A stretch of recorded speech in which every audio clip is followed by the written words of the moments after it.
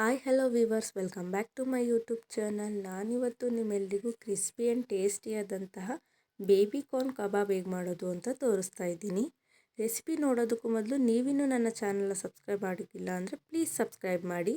ಮೊದಲಿಗೆ ನಾನು ಬೇಬಿ ಕಾರ್ನ್ನ ಅದರದ್ದು ಸಿಪ್ಪೆ ಏನಿದೆ ಅದನ್ನೆಲ್ಲ ತೆಗೆದಿಟ್ಕೊಂಡು ಅದನ್ನು ಒಂದು ಕಡೆಗೆ ಇಟ್ಕೊತಾ ಇದ್ದೀನಿ.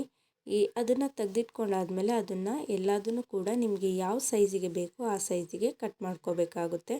ನಾನು ಒಂದು ಬೇಬಿ ಕಾರ್ನಲ್ಲಿ 8 ಪೀಸಸ್ನ ಮಾಡ್ತಾಯಿದ್ದೀನಿ. ನಿಮಗೆ ಎಷ್ಟು ಪೀಸಸ್ ಬೇಕೋ ಅಷ್ಟು ಪೀಸಸ್ ಮಾಡಿಕೊಂಡು ನಿಮಗೆ ಸೈಜಿಗೆ ತಕ್ಕಂಗೆ ಮಾಡ್ಕೋಬೋದು. ನೋಡಿ, ಈ ರೀತಿ ನಾನು ಪೀಸಸ್ನ ಮಾಡ್ಕೋತಾ ಇದ್ದೀನಿ. ಈ ರೀತಿ ಪೀಸಸ್ ಮಾಡ್ಕೊಂಡಾದಮೇಲೆ ನೆಕ್ಸ್ಟು ಒಂದು ಪಾತ್ರೆನ ಇಟ್ಟು ಅದಕ್ಕೆ ನಾನು 1 ಲೋಟದಷ್ಟು ನೀರನ್ನು ಹಾಕಿ ಹಾಗೂ ಕಟ್ ಮಾಡ್ಕೊಂಡಿರೋ ಅಂತಹ ಬೇಬಿ ಕಾರ್ನ್ನ ಹಾಕ್ತಾಯಿದ್ದೀನಿ. ಈಗ ಬೇಬಿ ಕಾರ್ನ್ ಹಾಕಾದ್ಮೇಲೆ ಸ್ವಲ್ಪ ಉಪ್ಪನ್ನು ಹಾಕಿ ಇದನ್ನು ನಾನು 15 ನಿಮಿಷಗಳ ಕಾಲ ಚೆನ್ನಾಗಿ ಬೇಯಿಸ್ಕೊತಾ ಇದ್ದೀನಿ. ಅದನ್ನು ಬೇಯಿಸ್ಕೊಂಡು ತೆಗೆದಿಟ್ಕೊಂಡಾದ್ಮೇಲೆ ಒಂದು ಪಾತ್ರೆಗೆ 2 ಚಮಚದಷ್ಟು ಕಬಾಬ್ ಪೌಡರ್, 2 ಚಮಚ ಮೈದಾ ಹಾಗೂ 1/4 ಚಮಚ ಚಿಕನ್ ಮಸಾಲ ಹಾಗೂ 1/4 ಚಮಚ ಗರಂ ಮಸಾಲ, 1/4 ಚಮಚ ಪೆಪ್ಪರ್ ಪೌಡರ್ನ ಹಾಕ್ತಾಯಿದ್ದೀನಿ. ಹಾಗೂ ಖಾರಕ್ಕೆ ತಕ್ಕಷ್ಟು ಅರ್ಧ ಸ್ಪೂನಷ್ಟು ನಾನು ಖಾರದ ಪುಡಿ ಹಾಗೂ ಅರ್ಧ ಚಮಚದಷ್ಟು ಶುಂಠಿ ಬೆಳ್ಳುಳ್ಳಿ ಪೇಸ್ಟ್ನ ಹಾಕಿ ಸ್ವಲ್ಪ ನೀರು ಹಾಕಿ ಇದನ್ನು ನಾನು ಚೆನ್ನಾಗಿ ಕಲಿಸ್ಕೊತಾ ಇದ್ದೀನಿ. ಈಗ ಇದನ್ನು ಚೆನ್ನಾಗಿ ಕಲಿಸ್ಕೊಂಡಾದ್ಮೇಲೆ ನೋಡಿ, ಈ ಕನ್ಸಿಸ್ಟೆನ್ಸಿಗೆ ಕಲಿಸ್ಕೋಬೇಕಾಗುತ್ತೆ.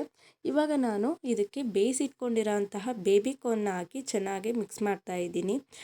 ಇದನ್ನು ಪೂರ್ತಿ ಮಸಾಲ ಎಲ್ಲ ಬೇಬಿ ಕಾರ್ನ್ಗೆ ಅಂಟೋ ಥರ ಚೆನ್ನಾಗಿ ಮಿಕ್ಸ್ ಮಾಡ್ಕೊಬೇಕು. ಮಿಕ್ಸ್ ಮಾಡಿಕೊಂಡು ಒಂದು 5 ಮಿನಿಟ್ಸ್ ಅದನ್ನು ಹಾಗೆ ಇಟ್ಬಿಟ್ಟು ನೆಕ್ಸ್ಟು ಒಂದು ಪಾತ್ರೆಗೆ ಎಣ್ಣೆನ ಕಾಯೋದಕ್ಕೆ ಇಟ್ಕೊಂಡು ಒಂದೊಂದೇ ಬೇಬಿ ಕಾರ್ನ್ನ ಎಣ್ಣೆಯಲ್ಲಿ ಬಿಡಬೇಕು.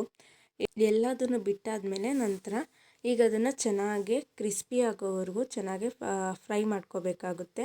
ಈಗ ಎಣ್ಣೆಯಲ್ಲಿ ಫ್ರೈ ಮಾಡಿಕೊಂಡೆ ಕ್ರಿಸ್ಪಿ ಆ್ಯಂಡ್ ಟೇಸ್ಟಿಯಾದಂತಹ ಬೇಬಿ ಕಾರ್ನ್ ಕಬಾಬ್ ರೆಡಿ ಆಗುತ್ತೆ. ನೀವು ಕೂಡ ಒಮ್ಮೆ ಮನೆಯಲ್ಲಿ ಟ್ರೈ ಮಾಡಿ ನೋಡಿ. ಹಾಗೂ ನಿಮಗೆ ಈ ರೆಸಿಪಿ ಇಷ್ಟ ಆಗಿದ್ದರೆ ಪ್ಲೀಸ್ ಲೈಕ್ ಮಾಡಿ ಹಾಗೂ ನಿಮ್ಮ ಫ್ಯಾಮಿಲಿ ಮತ್ತು ಫ್ರೆಂಡ್ಸ್ಗೆ ಶೇರ್ ಮಾಡಿ. Thank you for watching.